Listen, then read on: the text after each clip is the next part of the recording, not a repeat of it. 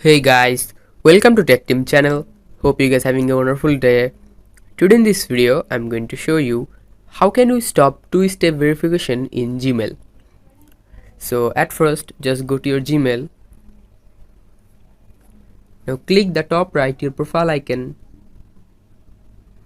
Now just click on manage your Google account.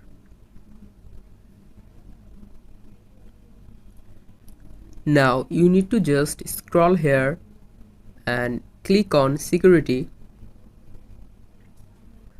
Now just scroll here and here you can see two-step verification. Click on it.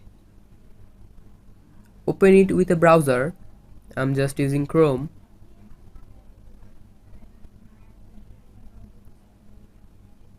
Now here you can see turn off. Click on it. Now just click on turn off.